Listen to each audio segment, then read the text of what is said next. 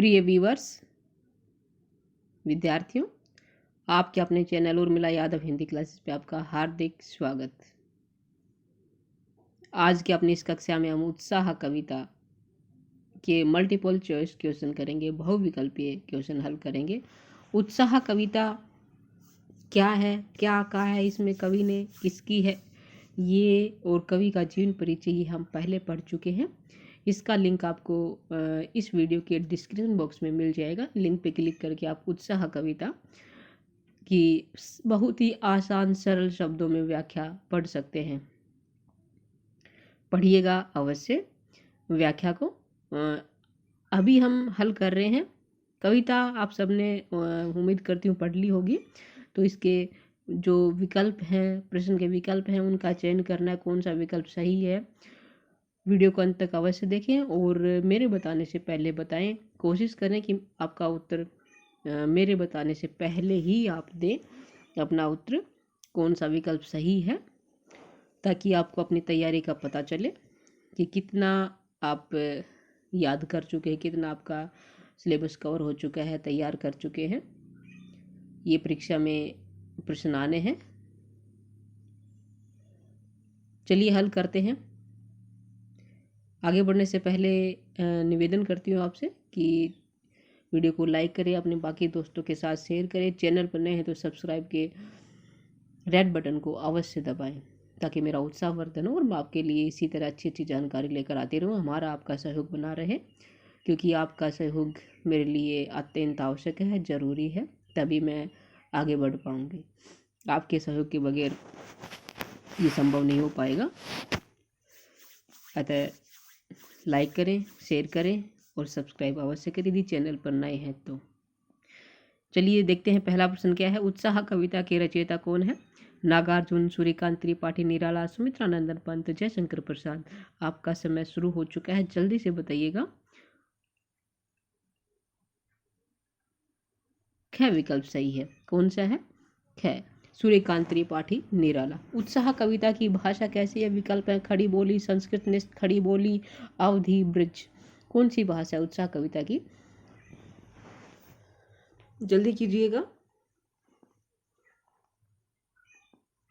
चलिए ज़्यादा समय न गवाते हुए, आपका समय समाप्त हो चुका है और यहाँ पे ख विकल्प बिल्कुल सही है। संस्कृत निष्ठ खड़ी बोली उत्साह कविता की भाषा है। अगला प्रश्न शुरू हो गया। साथ ही अब सोच लीजिएगा कौन सा विकल्प सही होगा। कि बादलों को किस दिशा से आने की बात कही गई है? अज्ञात दिशा से, ज्ञात दिशा से, पश्चिम से, दक्षिण से। कहाँ से आ रहे हैं बादल कविता में?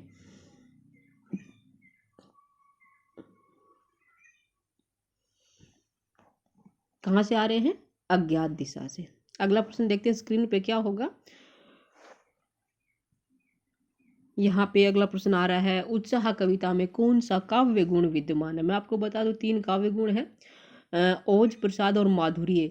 यहाँ पे ये माधुरी गुण लिखा हुआ है, जो कि माधुर्य गुण है। क्या है? माधुर्य गुण। तो उत्साह कविता में कौन सा गुण विद्यमान है?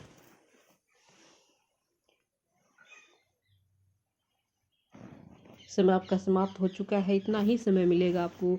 और यहाँ पे है पहला विकल्प बिल्कुल सही है, ओज गुण। जो उत्साह कविता है ओज गुण संपन्न है। क्या है? इसको पढ़ने से जहाँ काव्य को पढ़ने से एक जोश, क्रांति की भावना, उमंग पैदा हो जाए मन में, एक जोश आ जाए, वहाँ होता है ओज गुण। तो यहाँ पे यही है, ओज गुण संपन्न है उत्साह कविता। अगला है सभी लोग किस कारण से दुखी हैं? सभी लोग किस कारण से दुखी हैं? वर्षा न होने के कारण है, या गर्मी के ताप के कारण है, या फिर वर्षा होने के कारण है, या फिर सर्दी के कारण है? किस कारण से लोग दुखी हो रहे हैं ये बताना है। जल्दी से सोचिएगा कौन सा विकल्प सही करना है। जल्दी कीजिएगा। घड़ी की सुइयां टिक टिक करती हुई आगे बढ़ रही हैं।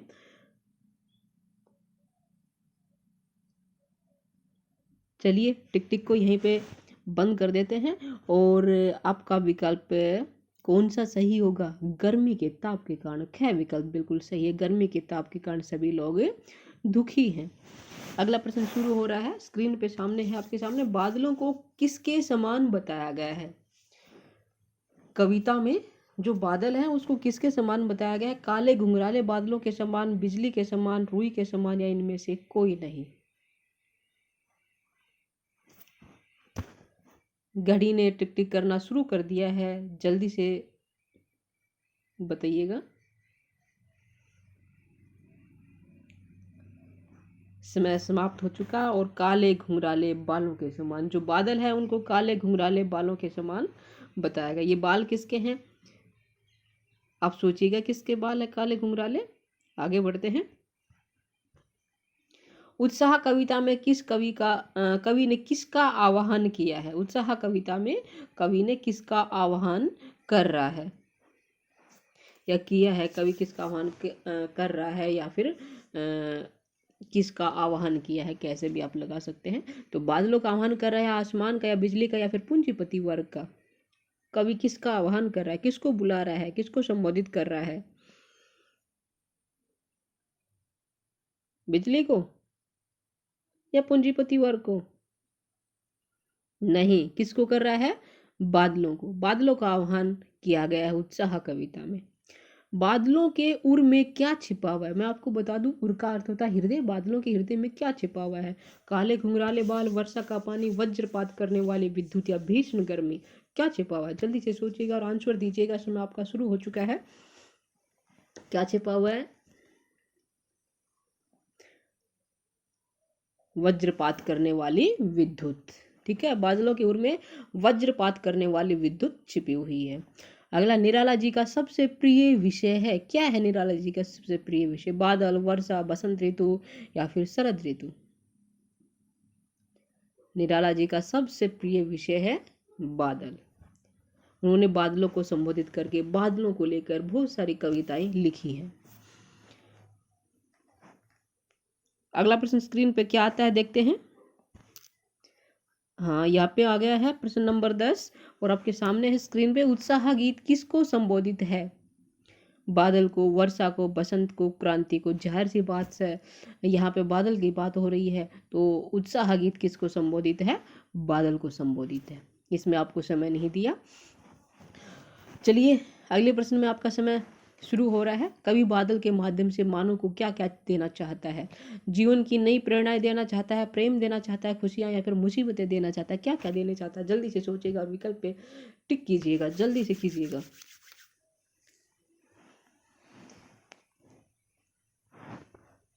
टिक टिक बंद हो गई, समय समाप्त हो गया है। और क्या देना चाहता है? जीवन की नई प्रेरणाएं देना चाहता है। क्या देना चाहता है? जीवन की नई नई प्रेरणाएं देना चाहता है मानव को बादलों के माध्यम से कवि निराला। अगला है, इस महीने में चारों तरफ हरियाली छा जाती है। कौन से महीने में चारों तरफ हरियाली छा जाती है? आप सभी को पता है और अभी आपके सामने हरियाली छाई हुई है। कौन सा मंथ चल रहा है, कौन सा महीना चल रहा है? फागुन, आषाढ़, चैत, बैसाख, कौन सा है? इस समय जब हम ये प्रश्न हल कर रहे हैं, कौन सा महीना है?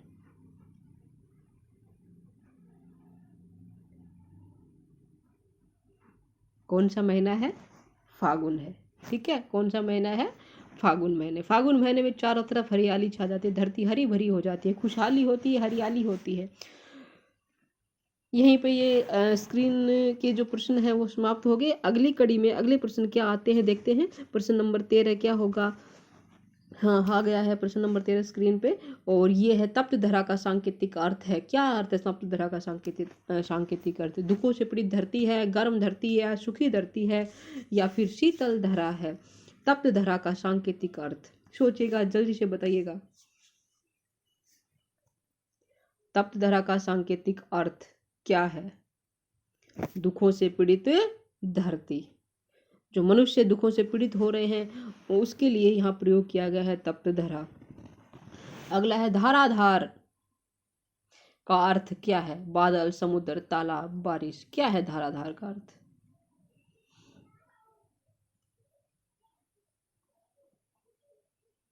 बारिश नहीं, इसका अर्थ है बादल। धाराधार यानी कि धारा को धारण करने वाला, यानी कि बारिश को धारण करने वाला, तो क्या हो जाएगा? बादल। कवि ने बादलों का आह्वान करते हुए उनसे क्या करने को कहा है? क्या क्या उनका आह्वान किया है कवि ने, ये आपको पता है, लेकिन उनको आह्वान करते हुए क्या कहा है? बरसने को कहा है, गरजने को कहा है, या फिर न बरसने को कहा है, या फिर शांत रहने को कहा है? जल्दी से अपने विकल्प पे टिक कीजिएगा, कौन सा विकल्प सही करना है आपको। कवि ने बादलों का आह्वान करते हुए उनसे क्या करने को कहा है? बरसने को कहा है। क्या करने को कहा है? बरसने को कहा है। यहाँ पे दोनों कै और गै विकल्प दोनों में बरसने को है, तो यहाँ पे क्या हो जाएगा? दोनों ही सही है, बरसने को कहा है। अगला प्रश्न है, उत्साह कविता में बादल किसका प्रतीक है? क्रांति का, शांति का, सुख का या दुख का? किसके प्रतीक है बादल उत्साह कविता में? जल्दी से क्लिक कीजिएगा। शांति का या सुख का? नहीं, इनमें से कोई नहीं होगा, और ये होंगे क्रांति के प्रतीक है। जो बादल है वो क्रांति के प्रतीक है, क्रांति के अग्रदूत है बादल। निदाघ का क्या अर्थ है? गर्मी, सर्दी, बसंत या शरद ऋतु? क्या करना है? कौन से पे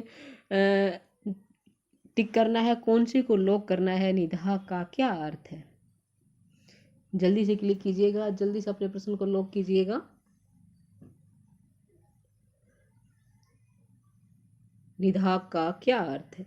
गर्मी। क्या अर्थ है? गर्मी।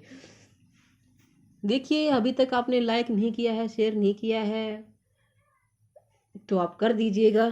फिर से कह रही हूँ, और चैनल पर नए तो सब्सक्राइब अवश्य करें,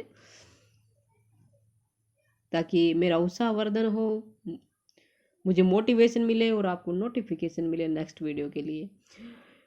अगला है, कवि ने नवजीवन वाले किसे कहा है? बादल को, विद्युत को, बारिश को, कवि को? नवजीवन, नया जीवन प्रदान करने वाले किसको कहा है कविता में? कवि ने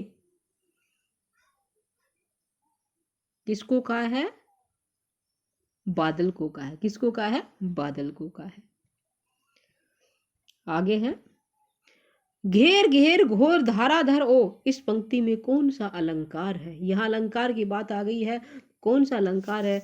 ध्यान दीजिएगा, अलंकार हम कर चुके हैं, अलंकार के बारे में आपको बताया था। तो यहाँ पे घेर घेर घोर धाराधर ओ, इस पंक्ति में अलंकार बताना है। सोचिएगा कौन सा अलंकार है? उपमा, अनुप्रास या मक्श्लेष? इनमें से कौन सा अलंकार है? बहुत ही आसान है। कौन से पे क्लिक करना है, कौन से को लॉक करना है? जल्दी से कीजिएगा। आपका विकल्प क्या है? कमेंट बॉक्स में लिख दीजिएगा।